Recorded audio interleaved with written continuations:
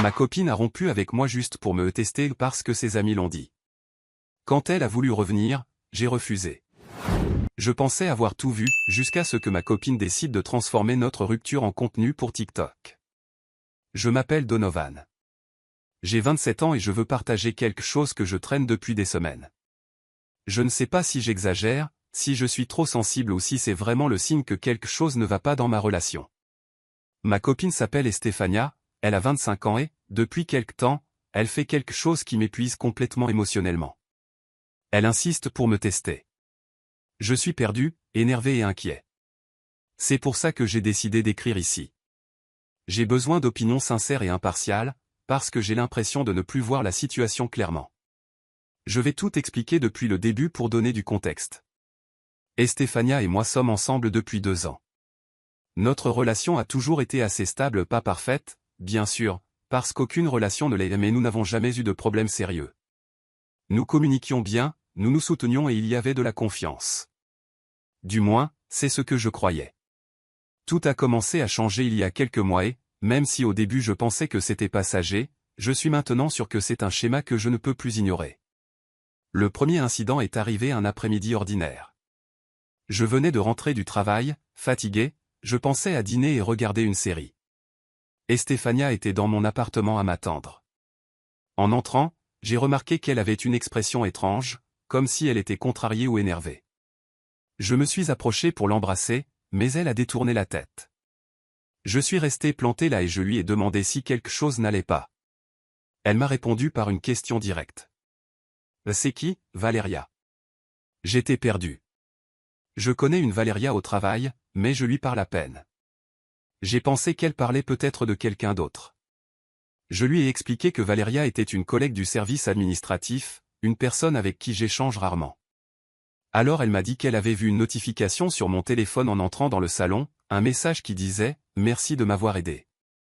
J'ai été surpris parce que je me souvenais clairement que ce message ne venait pas de Valeria, mais d'un collègue de mon équipe à qui j'avais résolu un problème avec un document. Je le lui ai montré. Je lui ai montré toute la conversation. Il n'y avait rien de suspect.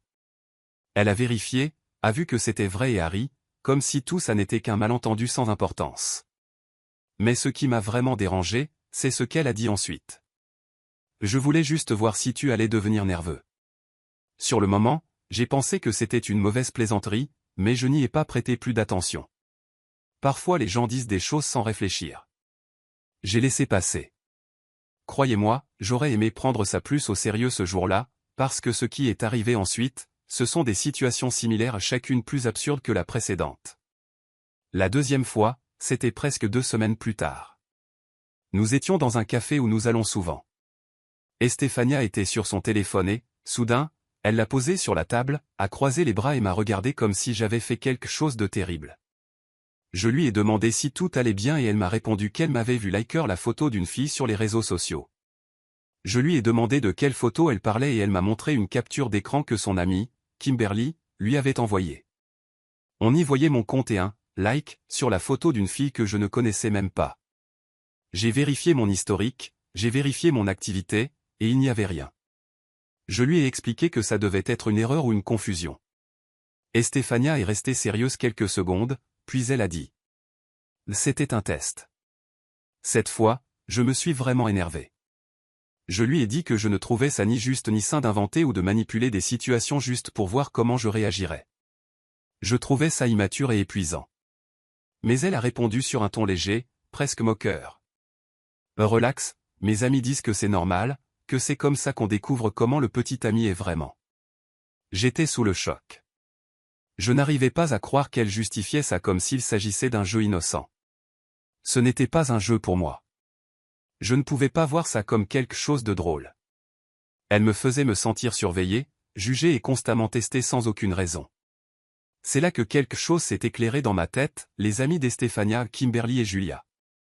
Je les connais depuis que nous sommes ensemble, et je ne les ai jamais vraiment appréciés. Pas par haine, ni pour les insulter, mais simplement parce qu'elles ne partagent pas les mêmes valeurs que moi concernant les relations. C'est le genre de personnes qui vivent en quête de sensations fortes, même si ça signifie mentir, manipuler ou jouer avec les sentiments de leur partenaire. Kimberly et Julia ont déjà eu de nombreux problèmes avec leurs petits amis et, la plupart du temps, elles en sont elles-mêmes la cause, que ce soit par infidélité, mensonge ou comportement impulsif. Pour vous donner une idée, Kimberly a trompé son copain au moins 3 fois, à ma connaissance. Je le sais parce qu'Estefania me l'a raconté elle-même. Pourtant, le gars reste avec elle, supportant tout.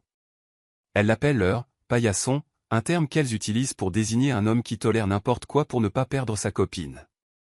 Julia, c'est pareil. Elle a un petit ami qui la traite avec affection, qui est toujours attentif envers elle, mais elle le manipule constamment. Elle bloque le garçon quand elle se lasse de lui, le débloque quand elle veut de l'attention, elle invente des histoires d'hommes qui seraient assez trop juste pour voir s'il devient jaloux, et si son petit ami s'énerve, elle l'accuse d'être contrôlant ou d'être trop émotif. J'ai toujours senti qu'elles influencent Estefania de façon négative. Je sais que nous sommes tous responsables de nos propres décisions, mais je sais aussi que l'environnement autour de nous a une influence. Et chaque fois que ces choses arrivent, quand Estefania agit d'une manière que je ne lui reconnaissais pas avant, je pense immédiatement que ça vient des conversations qu'elle a avec Kimberly et Julia. Il y a peu de temps, j'ai parlé directement avec Estefania de tout ça. Ce n'était pas une dispute, mais une conversation sérieuse dans laquelle j'ai essayé d'expliquer à quel point toute cette situation me faisait me sentir. J'ai dit que je ne trouvais pas sain ces tests, que c'était une forme de manipulation émotionnelle, même si elle n'avait pas l'intention de me faire du mal. J'ai expliqué que ça me faisait me sentir comme si j'étais constamment évalué, comme si n'importe quelle réaction de ma part était un test que je pouvais échouer. Elle m'a écouté en silence, sans m'interrompre. Quand j'ai terminé, elle a soupiré et m'a dit qu'elle comprenait mon point de vue, mais que je ne devrais pas exagérer. Elle m'a assuré qu'elle ne faisait pas ça pour m'énerver, mais pour renforcer notre relation. Elle a dit, textuellement, « Je veux juste savoir que je peux te faire confiance. » Et mes amis disent que parfois, il faut voir comment la personne réagit à certaines choses pour vraiment la connaître. Je suis resté sans voix, sans savoir quoi répondre.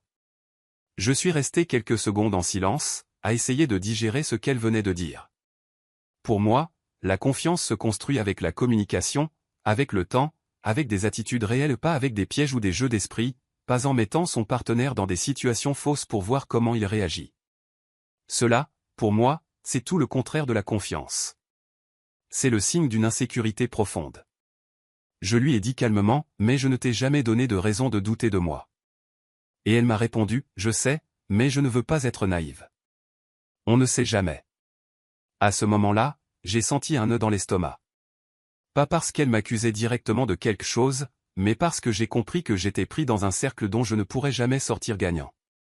Si je réagissais bien au test, elle continuerait parce que ça marche. Si je réagissais mal, elle prendrait ça comme un signal d'alarme. Si je m'énervais, elle dirait que j'exagérais. Si je me taisais, elle penserait que je ne m'en souciais pas. Peu importe ce que je faisais, il y aurait toujours une raison pour un autre test. Depuis, je suis devenu anxieux. Je ne nie pas que je l'aime. Estefania est une personne incroyable quand elle n'est pas sous l'influence de ses idées. Elle est affectueuse, douce, généreuse et a un sens de l'humour qui m'a toujours charmé. Mais ce qu'elle fait affecte ma paix mentale. Ça me fait me sentir constamment observé, comme si j'étais pris dans une relation où je dois prouver quelque chose qui devrait déjà être plus qu'évident. Et le pire, c'est que je sens que si je n'arrête pas ça maintenant, ça va devenir encore pire avec le temps. Je ne sais pas comment expliquer à Estefania que ces tests non seulement me dérangent, mais qu'ils blessent notre relation. Je ne sais pas comment lui faire comprendre que les choses que ses amis disent ne sont pas saines. Je ne veux pas avoir l'air du genre de petit ami qui interdit les amitiés, parce que ce n'est pas de ça qu'il s'agit. Elle est libre d'avoir les amis qu'elle veut, mais je pense aussi qu'elle doit reconnaître quand un conseil est mauvais. Kimberly et Julia ne sont pas des exemples de relations saines, et pourtant elles influencent la nôtre. C'est pourquoi j'écris ici, je veux des conseils sur comment lui parler efficacement, comment lui faire voir que ces tests sont nocifs, comment lui expliquer que la confiance ne se construit pas de cette façon. Je ne veux pas me disputer, je ne veux pas que ça devienne un conflit plus grand. Je veux juste qu'elle comprenne. Mise à jour 1. Je ne pensais pas écrire une mise à jour si tôt, mais ce qui s'est passé récemment a été si intense et si déplacé que je ressens le besoin de tout détailler. Beaucoup d'entre vous m'ont dit que ce que je vivais avec Estefania n'était pas sain, que son comportement ne s'améliorerait pas tant que je continuerais à tolérer. Et même si c'était difficile à accepter, je comprends maintenant que vous aviez raison. Ce qui s'est passé il y a quelques jours a été la goutte d'eau. Ce fut le moment où j'ai explosé, parce que j'ai senti que j'avais atteint la limite de ma patience. Tout a commencé quand Estefania m'a envoyé un message dans l'après-midi pour me dire qu'il fallait qu'on parle. Ce n'était pas la première fois qu'elle disait quelque chose comme ça, mais cette fois, le ton était différent. Le message disait « C'est important. On se voit au parc à 7 heures. » Il n'y avait pas de contexte, pas d'explication, juste cette phrase. Je sortais d'une journée difficile au travail, pleine de réunions, de tâches en retard et de problèmes à régler. Malgré tout, j'ai décidé d'y aller, pensant que peut-être elle voudrait enfin parler sérieusement de ce qui se passait depuis un moment. Je suis arrivé au parc quelques minutes avant. J'ai marché un peu pour me calmer et me suis assis sur un banc près de la fontaine. J'étais épuisé, physiquement et mentalement. Quand je l'ai vue s'approcher, la première chose que j'ai remarquée, c'est qu'elle avait le visage crispé, jouant la comédie d'un sanglot sans larmes. C'était ce genre de pleurs plus interprété que réel, comme quand quelqu'un essaie de montrer de la douleur mais sans vraiment la ressentir. Ses épaules tremblaient de manière exagérée, mais ses yeux étaient complètement secs. Elle s'est arrêtée devant moi, sans me saluer, et a dit la première chose. « Tu es un salaud. J'ai tout découvert. Je ne veux plus jamais te voir. Je pensais que tu étais différent, mais tu as couché avec cette garce. » Je suis resté complètement déconcerté. J'ai ressenti un mélange d'incrédulité et d'irritation. Je l'ai regardé sans me lever, j'ai respiré profondément et j'ai dit, avec le peu de patience qui me restait. Je n'ai couché avec personne. De quoi tu parles, là? Elle a reculé d'un pas, comme si mes paroles l'avaient encore plus offensée. Elle s'est cachée le visage avec les mains toujours sans larmes et a répété. Je te déteste. Je ne veux plus rien savoir de toi. C'est fini entre nous. Je n'avais pas l'énergie pour une autre scène absurde. Je n'avais pas la force de démonter une nouvelle accusation sans fondement, un nouveau test, une nouvelle manipulation. J'étais à bout, et je pense que cela s'est vu dans ma réponse. J'ai juste dit. D'accord, si c'est ce que tu veux. Je me suis levé sans poser de questions, sans dramatiser, sans essayer de deviner ce qu'elle cherchait à obtenir avec tout ce spectacle. Je voulais juste partir. Mais dès que j'ai fait 2 pas, elle m'a appelé d'un ton différent, presque confus. Attends, c'est tout? Tu ne vas pas te battre pour moi? Tu ne vas pas essayer de me convaincre de ton innocence? Je me suis retourné lentement. J'étais trop fatigué. J'ai répondu. À vrai dire, non. Je suis fatigué, tu sais? J'ai eu une longue journée au travail, alors, je m'en vais. C'était bien de t'avoir comme petite amie, du moins au début. Prends soin de toi. Elle est restée immobile un moment, comme si ses propres plans lui avaient échappé. Elle a fait quelques pas rapides vers moi et s'est mise devant moi, bloquant mon chemin. Cette fois, elle a essayé de paraître plus calme, plus douce, comme si elle voulait effacer tout ce qu'elle venait de dire. Non, attends, on ne se sépare pas, mon amour. J'ai juste dit ça parce que j'ai l'impression que tu es trop focalisé sur le travail et je voulais savoir si tu m'aimais encore. J'espérais que tu me demanderais pardon ou quelque chose comme ça. Cette phrase a été le coup de grâce. Je voulais savoir si tu m'aimais encore. Encore un test. Une autre idée absurde, presque certainement inspirée par Kimberly et Julia. Une autre démonstration qu'Estefania était enfermée dans une logique qui n'avait rien à voir avec la réalité. J'ai eu l'impression que quelque chose en moi s'éteignait simplement, comme s'il ne restait plus rien à expliquer. Je suis resté quelques secondes en silence, puis j'ai dit, d'une voix plus sincère que jamais depuis longtemps. Sincèrement, Estefania, je suis fatigué de cette situation et de toi. Tu es immature émotionnellement. Tu ne comprends pas que si quelqu'un s'éloigne, ce n'est pas par manque d'amour, mais parce qu'il est occupé? Je suis fatigué de ces tests. Je ne suis pas un chien à dresser pour passer des épreuves d'obéissance. Tu sais quoi? Si tu ne me quittes pas, alors c'est moi qui te quitte. C'est fini entre nous. Cette fois, elle a vraiment pleuré. Les larmes sont venues immédiatement. Peut-être parce qu'elle ne s'attendait pas à ce que je prenne le contrôle de la situation. Peut-être parce qu'elle pensait que j'allais céder, comme les petits amis de ses amis. Peut-être parce qu'elle a réalisé trop tard qu'elle avait exagéré. Elle a attrapé mon bras avec force et, entre ses sanglots, a dit « Attends, je suis désolé. Il n'y aura plus de test, je te le promets. S'il te plaît, ne me quitte pas. » Elle me regardait avec désespoir, comme si elle voyait tout ce qu'elle tenait pour acquis s'effondrer. Mais je ne ressentais plus rien à part de la fatigue. Une fatigue profonde, accumulée, résultat de semaines de manipulation déguisée en insécurité. J'ai retiré mon bras avec douceur, juste assez pour me libérer sans la blesser. Je me suis retourné et je suis simplement parti. Pendant que je marchais vers la sortie du parc, j'entendais ses pleurs derrière moi, cette fois sincères, mais je ne pouvais pas m'arrêter.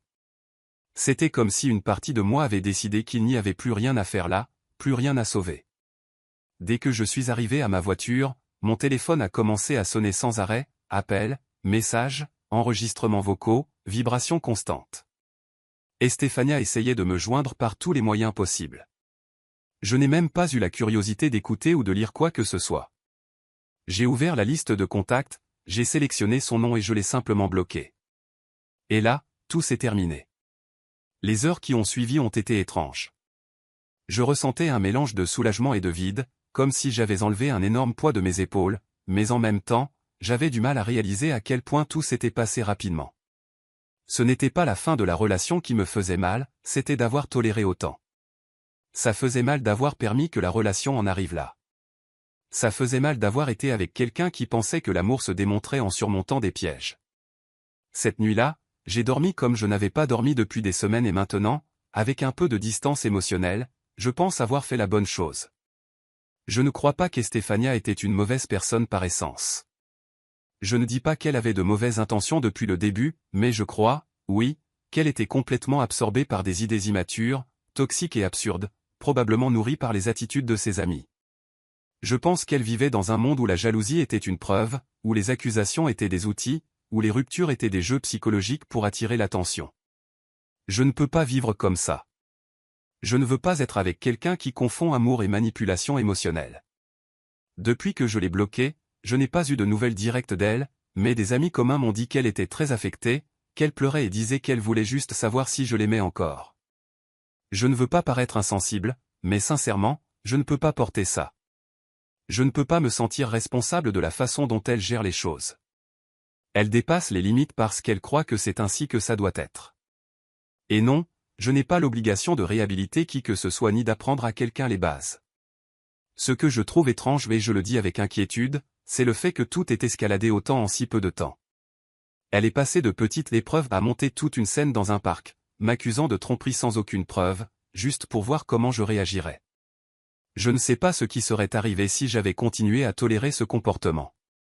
Je ne veux même pas l'imaginer. Pour l'instant, j'essaie simplement de retrouver ma tranquillité. J'essaie de me rappeler comment c'est d'être dans une relation où tu n'es pas évalué tout le temps. Je sais que j'ai pris la meilleure décision. Parfois, quitter quelqu'un n'est pas un acte de rejet, mais un acte de soin de soi. Mise à jour finale. 2 semaines se sont écoulées depuis que j'ai mis fin à ma relation avec Estefania et, sincèrement, j'ai cru que ce serait la fin de tout.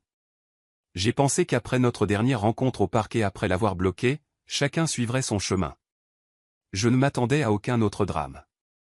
Je me trompais. Ce que je vais raconter maintenant, ce n'est pas quelque chose que j'ai cherché. Je l'ai découvert par hasard. J'étais en pause déjeuner, en train de regarder TikTok comme tout le monde, quand une vidéo est apparue. Au début, j'ai pensé que c'était une coïncidence mais non.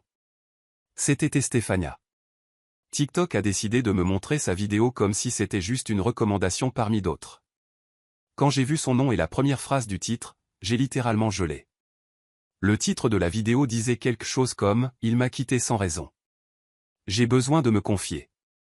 Dans la vidéo, elle apparaissait avec le filtre le plus dramatique qu'elle avait pu trouver, une musique triste en fond, parlant directement à la caméra. Je vais essayer de décrire avec précision ce qu'elle a dit, parce que je n'ai pas encore fini de digérer tout ça.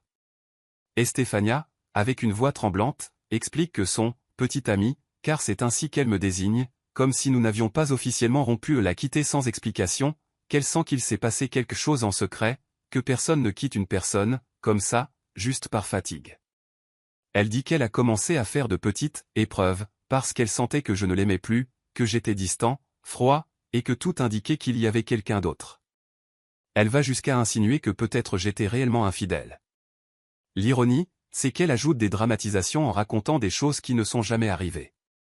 Par exemple, elle affirme que j'avais l'habitude d'être affectueux, mais que j'ai soudainement arrêté d'envoyer des messages alors qu'en réalité, j'écrivais toujours, simplement je ne répondais pas 5 minutes plus tard comme elle le voulait. Elle dit aussi que je sortais tard du travail sans prévenir, alors qu'elle sait parfaitement que mes horaires sont variables. Dans la vidéo, elle semble presque pleurer, mais comme cette fois au parc, il n'y avait pas une seule vraie larme. Elle parle pendant près de 2 minutes de son sentiment de trahison, de la façon dont je l'ai, simplement, quitté, et à la fin, elle insinue encore que j'ai rompu avec elle pour cacher que je voyais quelqu'un d'autre.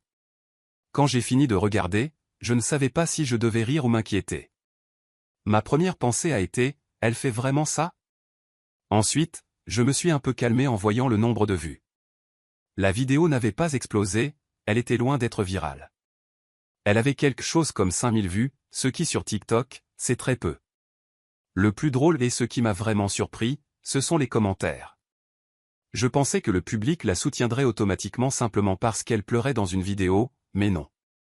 La majorité était directe, critique, voire sarcastique. Ce n'étaient pas des commentaires insultants, mais ils étaient très clairs pour souligner l'évidence. Voici quelques-uns dont je me souviens. Ça, c'est pas normal. Faire des tests comme ça ressemble à de la manipulation. Pourquoi tu fais des épreuves? Tu parles à la personne, c'est tout. Il était juste fatigué. Laisse-le tranquille. Si tu le traitais comme ça, je comprends pourquoi il est parti. On dirait plus que tu voulais le provoquer qu'autre chose. Ami, tu t'es créé le problème toute seule. Tu pleures sans larmes, ça paraît suspect. Mais celui qui m'a le plus fait rire disait. Le gars ne t'a pas trompé, il était juste fatigué de tes jeux. Lire ça, c'était tellement ironique et parfait que je n'ai pas pu m'empêcher de rire. Pas parce que je me réjouis de voir quelqu'un traverser un moment difficile, mais parce que toute la situation était tellement absurde qu'elle ressemblait à une blague du destin. Estefania a essayé de faire une sorte d'exposition publique, en essayant de me peindre comme le méchant de l'histoire, et tout ce qu'elle a obtenu, c'est que des inconnus la traitent de possessive, de manipulatrice ou de dramatique. Plusieurs personnes lui ont même recommandé de faire une thérapie ou de travailler sur ses insécurités. Et même si je ne veux pas paraître cruel, je pense qu'elle n'avait pas tort. C'était étrange de voir des inconnus décrire exactement ce que j'ai vécu pendant des mois. Et c'était encore plus étrange de réaliser que, d'une certaine façon, cela fermait un cycle pas à cause de l'humiliation, mais parce que cela a servi de validation externe que je n'exagérais pas, que je n'étais pas le problème, que la relation reposait vraiment sur des dynamiques très malsaines que je ne pouvais plus tolérer. En lisant les commentaires, j'ai réalisé que, sans le vouloir, cela s'était transformé en une sorte de justice poétique. Elle a essayé de montrer que j'étais le méchant et a fini par exposer exactement les comportements qui ont conduit à la rupture. Et les gens l'ont remarqué sans que je dise un seul mot. Je n'ai pas répondu, je n'ai pas commenté, je n'ai pas fait de vidéo et je n'ai pas l'intention d'en faire. Je ne vais pas entrer dans des débats publics. Je n'ai aucun intérêt à me défendre de quelque chose qui n'a pas besoin de défense. Je ne suis en guerre contre personne, je veux juste la paix. Après avoir vu la vidéo, j'ai fermé TikTok pendant un moment et je suis parti marcher. J'ai ri un peu, je l'avoue pas par moquerie, mais parce que tout cela était tellement inutilement dramatique que cela ressemblait à une scène de fiction. Mais peu après, j'ai ressenti un soulagement. Un immense soulagement. Tout cela a simplement confirmé que j'avais pris la meilleure décision possible. Si elle réagit ainsi 2 semaines plus tard, en essayant de transformer une rupture en contenu, je ne peux même pas imaginer ce que cela aurait été de continuer avec quelqu'un qui voit une relation comme un examen constant et la vie comme une compétition de validation émotionnelle. Je suis tranquille. J'ai l'impression que ma vie est revenue à un rythme normal. Je ne reçois plus de messages, plus d'allusions, plus de situations absurdes. Et même si je me suis un peu amusé de voir que sa tentative d'exposition avait échoué, j'ai aussi ressenti une fermeture définitive. Je ne garde aucune rancune, seulement de la gratitude d'être parti à temps. Commentaire Monsieur Reddit. C'est toujours touchant de voir comment, pour certaines personnes, une relation n'est pas une connexion, mais une série de tests psychotechniques qu'elle-même ne réussirait pas. Au final, la seule vraie trahison fut celle qu'elle a commise envers sa propre santé mentale. Patience et paix, mes amis. Parfois, la meilleure réponse est simplement de passer à autre chose et de laisser TikTok faire la thérapie.